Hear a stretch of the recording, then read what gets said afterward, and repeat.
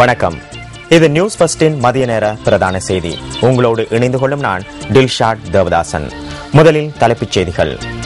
இலங்கையின் சமூக முறையில் மாற்றம் ஏற்பட்டு வருவதாக பிரதி நிதி அமைச்சர் தெரிவிப்பு.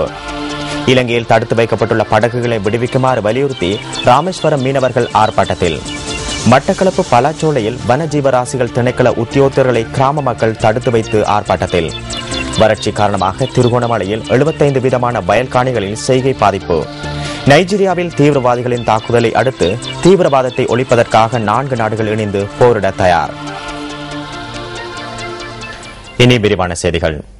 அனுராதபுரம் ஜெயஸ்ரீ மகாபோதிக்கு இன்று காலை சென்ற ஜனாதிபதி மஹிந்த ராஜபக்ச அங்கு வழிபாடுகளில் ஈடுபட்டார். அனுராதபுரம் ஜெயஸ்ரீ மகாபோதிக்கு சென்ற ஜனாதிபதி அங்கு பல்லேகம ஸ்ரீ நிவச தேரரையும் சந்தித்து கலந்துரையாடியதாக ஜனாதிபதி ஊடகப் பிரிவு தெரிவித்துள்ளது. இதேவேளை வரலாற்று புகழ்பெற்ற ருவன்வெளி மகாசாயாவில் ஜனாதிபதி தனது குடும்பத்தினருடன் நேற்று பூஜை வழிபாடுகளில் ஈடுபட்டார்.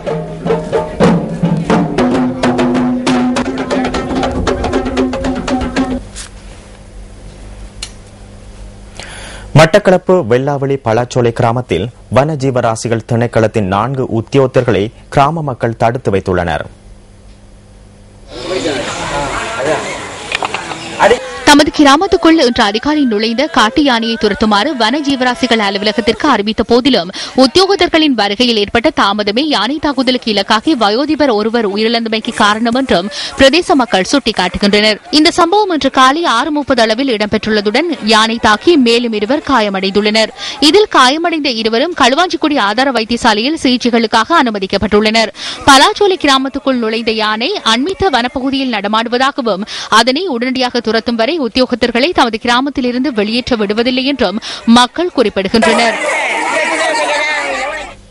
இந்த நிலைமையின் கீழ் காட்டு யானை அண்மித்த கிராமமான சின்னவத்தை கிராமத்துக்குள் நுழைந்து அங்கு 10 வயதான பாடசாலை சிறுமியோர்வர் மீதும் தாக்குதல் நடத்தியுள்ளது.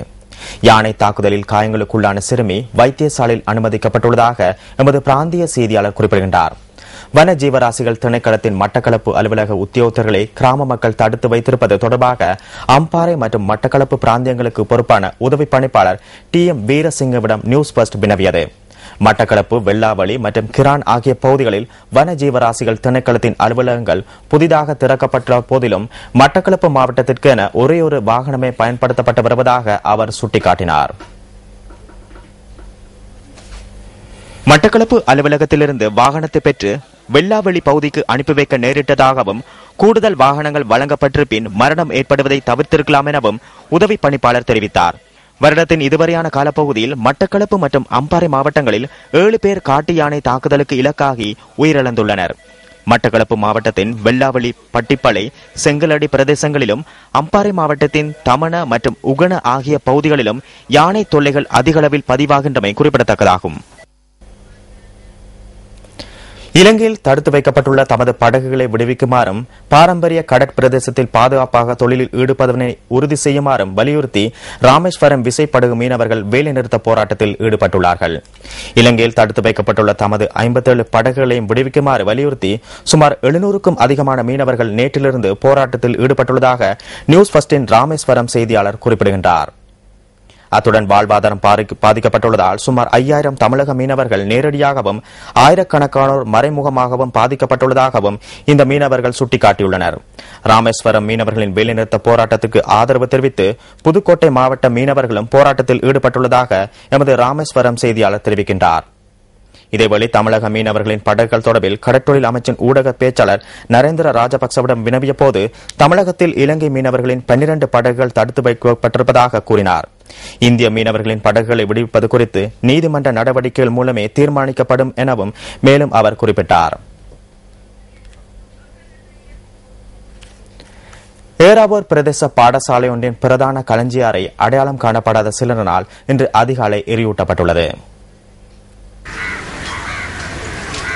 அதிகாலை 1:45 அளவில் இந்த சம்பவம் இடம்பெற்றுள்ளதுடன் தீயினால் பாடசாலையின் பேண்ட் வாத்திய கருவிகள் மற்றும் பேண்ட் வாத்திய குழுவினரின் சீருடைகள் முற்றாக அழிவடைந்துள்ளதாக போலீசார் குறிப்பிடுகின்றனர். பொதுமக்களின் ஒத்துழைப்புடன் தீ கட்டுப்பாட்டிற்குள் கொண்டுவரப்பட்டதாக போலீசார் தெரிவிக்கின்றனர். தீயினால் சுமார் 3.5 லட்சம் ரூபாய் பெறுமதியான பொருட்கள் அழிவடைந்துள்ளதுடன் களஞ்சிய அறையின் கூரைக்கும் சேதம் ஏற்பட்டிருப்பதாக போலீசார் தெரிவிக்கின்றனர். குறிப்பிட்ட களஞ்சிய அறையின் ஜன்னல்கள் ஊடாக சந்தேக நபர்கள் தீ வைத்திருக்கலாம் என போலீசார் சந்தேகிக்கின்றனர். இந்த சம்பவம் தொடர்பாக பாடசாலையின் அதிபரினால் போலீஸ் நிலையத்தில் முறைப்பாடு செய்யப்பட்டுள்ளதுடன் மேலதிக விசாரணைகளை ஏறாவூர் போலீசார் மேற்கொண்டு வருகின்றனர். தமிழக ராமநாதபுரம் மாவட்டத்தின் கடலோர பகுதிகளில் தீவிரவாதிகளின் ஊடுருவல் மற்றும் கடத்தல்களை தடுப்பதற்கான பாதுகாப்பு நடவடிக்கைகளை பலப்படுத்துவதற்கு இந்திய கடலோர பாதுகாப்பு பிரிவு நடவடிக்கைகளை எடுத்துள்ளது. இதன் பிரகாரம் தனுஷ்கோடி அரச்சல்முனை கடற்பகுதியில் கண்காணிப்பு கோபுரம் ஒன்றை ஸ்தாபிக்க நடவடிக்கை எடுக்கப்பட்டுள்ளதாக தமிழ்நாடு கடலோர பாதுகாப்பு குழும தலைவர் சொக்கலிங்கம் தெரிவித்துள்ளார். கடலோர பாதுகாப்பு தொடர்பிலும் தீவிரவாதிகள் ஊடுருவல் மற்றும் கடத்தலை தடுப்பதற்கு மீனவர்களிடம் தகவல் பெறும் வகையில் மீனவர் சங்க பிரதிநிதிகளுடன் ராமேஸ்வரத்தில் நேற்று இடம்பெற்ற விழிப்புணர்வு கூட்டத்தின் பின்னர் ஊடகங்களுக்கு அவர் இந்த விடயத்தை குறிப்பிட்டுள்ளார்.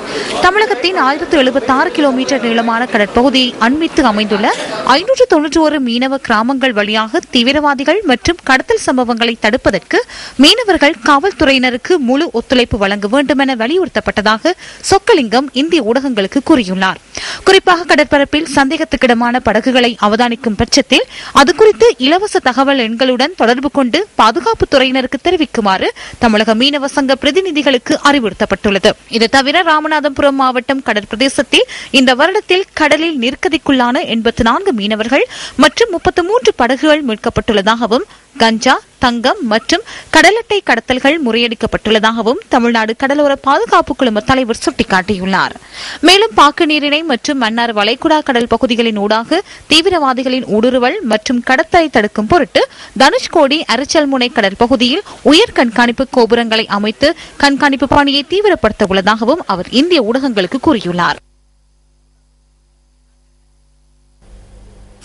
இந்தியாவினால் விடுதலை செய்யப்பட்ட 41 இலங்கை மீனவர்கள் நேற்றிரவு நாடு திரும்பியுள்ளனர். இலங்கை மீனவர்கள் 41 பேரும் இந்திய கரையோர பாதுகாப்பு பிரிவினரால் இருநாட்டு கடல் எல்லையில் இலங்கை கடற்படையினரிடம் ஒப்படைக்கப்பட்டு காங்கேசன்துறைக்கு அழைத்து வரப்பட்டதாக கடற்றொழில் திணைக்களத்தின் யாழ் மாவட்ட பணிப்பாளர் என் கணேசமூர்த்தி தெரிவிக்கின்றார். இந்த மீனவர்களின் 8 மீன்பிடி படகுகளும் விடுவிக்கப்பட்டுள்ளன. இவர்கள் கடற்றொழில் திணைக்களத்தின் யாழ் மாவட்ட அலுவலகத்தினால் தத்தமது சொந்த இடங்களுக்கு அனுப்பி வைக்கப்பட்டுள்ளனர். இந்தியாவினால் விடுதலை செய்யப்பட்டுள்ள 41 இலங்கை மீனவர்களும் ஆந்திரா மாநிலத்தில் நீதிமன்ற விசாரணைகளை எதிர்நோக்கி அபராதம் செலுத்திய பின்னரே விடுதலை செய்யப்பட்டுள்ளதாக கடற்றொழில் அமைச்சின் ஊடக செயலாளர் நரேந்திர ராஜபக்ச தெரிவிக்கின்றார். இது தவிர ஆந்திராவில் மேலும் 23 பேரும் கர்நாடகாவில் 16 பேரும் என மொத்தம் 39 இலங்கை மீனவர்கள் இந்தியாவில் தடுத்து வைக்கப்பட்டுள்ளதாகவும் அவர் குறிப்பிட்டார். இதேவேளை இலங்கையின் வடபகுதி கடற்பரப்பில் கைதான 38 இந்திய மீனவர்கள் விளக்கமறியலில் வைக்கப்பட்டுள்ளமை குறிப்பிடத்தக்கது. இலங்கையின் சமூக நுகர்வு முறையில் மாற்றம் ஏற்பட்டு வருவதாக பிரதி நிதி அமைச்சர் கலாநிதி சரத் அமுனுகம தெரிவிக்கின்றார். இதற்கு ஏற்றவாறு விநியோக நடவடிக்கைகளிலும் மாற்றம் ஏற்படுத்தப்பட வேண்டும் என அவர் குறிப்பிட்டுள்ளார். கொழும்பில் இடம்பெற்ற நிகழ்வொன்றில் கலந்து கொண்டு உரையாற்றிய போதே அவர் இதனை கூறியுள்ளார். பிரதி நிதி அமைச்சர் கலாநிதி சரத் அமுனுகம தலைமையில் டிஜிட்டல் விநியோகம் தொடர்பான மாநாடு கொழும்பில் நேற்று நடைபெற்றது. 21 மில்லியன் மக்கள் தொகையே எம்மிடம் காணப்படுகின்றது. எனினும் 22 மில்லியன் கையடக்க தொலைபேசிகள் இலங்கையில் பயன்படுத்தப்படுகின்றன. 4.7 மில்லியன் மோட்டார் சைக்கிள்கள் பாவனையில் உள்ளன. நாட்டில் ஒரு மாற்றம் ஏற்பட்டுள்ளது. இலங்கையில் உள்ள 1 மில்லியன் மக்கள் வெளிநாட்டு வேலைவாய்ப்புகளில் ஈடுபட்டுள்ளனர். இதனூடாக நமது சமூக நடவடிக்கைகளை போன்றே நுகர்வு முறையிலும் மாற்றங்கள் ஏற்படுகின்றன. அதனால் பொருள் ஒன்றை விற்பனை செய்ய வேண்டுமாயின் அதற்கு ஏற்றாற்போலான நன்மைகளையும் பெற்றுக் கொள்ள வேண்டும். இந்த நன்மைகளினூடாகவே அனைத்து நடைமுறைகளும் நடைபெற்று வருகின்றன.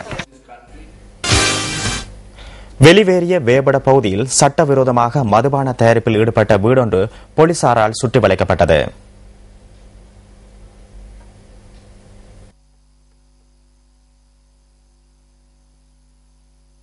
கிடைக்கப்பெற்ற தகவலை அடுத்து போலீசார் மேற்கொண்ட சோதனையின் போது 3 கைது செய்யப்பட்டுள்ளனர். கைது செய்யப்பட்டவர்கள் தெல்குட மற்றும் கடவத்த பகுதியைச் சேர்ந்தவர்கள் என தெரிவிக்கப்பட்டுள்ளது. மேலும் மதுபான தயாரிப்பிற்கு பயன்படுத்தப்பட்ட உபகரணங்களும் போலீசாரால் கைப்பற்றப்பட்டுள்ளன.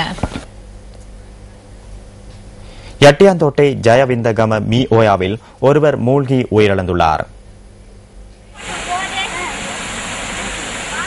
பண்டர்கமவில் தனியார் நிறுவனம் ஒன்றில் பணியாற்றும் நபர் ஒருவரை நீரில் மூழ்கி உயிரிழந்துள்ளார்.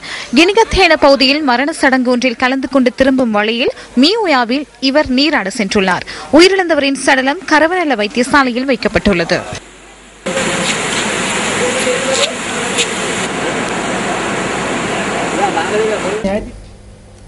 தொடர்வது விளையாட்டுச் செய்தி. இந்தியாவின் பளுதூக்கல் வீரர் ஷூகண்டே பொதுநலவாய விளையாட்டுகளில் தங்கப் பதக்கம் வென்றுள்ளார். இதன் மூலம் இந்தியா தனது 2வது தங்கப் பதக்கத்தை சுவீகரித்துள்ளது.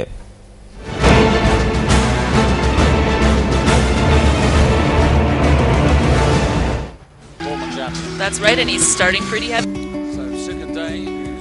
56 கிலோகிராம் எடைப்பிரிவில் 248 கிலோகிராம் பளுவை தூக்கி ஷூகண்டே தங்கப் பதக்கத்தை தன்வசப்படுத்தியுள்ளார். இந்த போட்டியில் மலேசியன் வீரர் ஒருவர் வெள்ளிப் பதக்கத்தையும் மற்றும் ஒரு இந்தியர் வெண்கலப் பதக்கத்தையும் வென்றுள்ளனர்.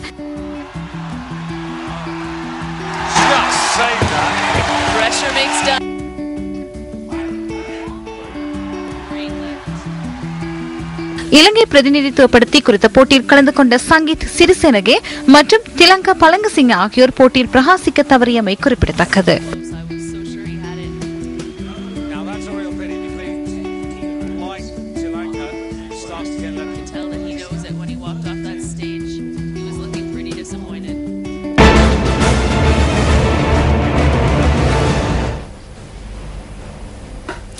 கிளாஸ்கோவில் நடைபெறும் பொதுநலவாய விளையாட்டு விழாவின் நீச்சல் போட்டியின் 4 தர 100 ஃப்ரீ ஸ்டைல் மகளிருக்கான பிரிவில் ஆஸ்திரேலிய அணி வெற்றி பெற்றுள்ளது.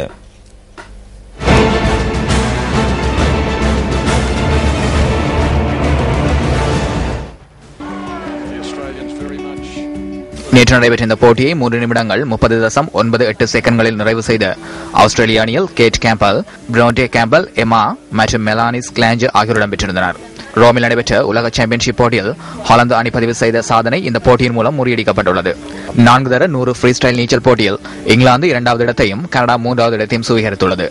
இந்த போட்டியில் வெற்றியடைந்ததன் மூலம் ஆஸ்திரேலியா தனது 3வது தங்கப் பதக்கத்தை வென்றுள்ளது.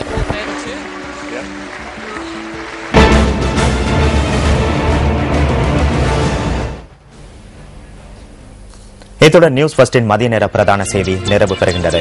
நியூஸ் ஃபர்ஸ்டின் மணித்தியால செய்தியை 2:25க்கு எதிர்பாருங்கள். வணக்கம். Hotline 0114-896-896 www.newsfirst.lk. Feedback at newsfirst.lk.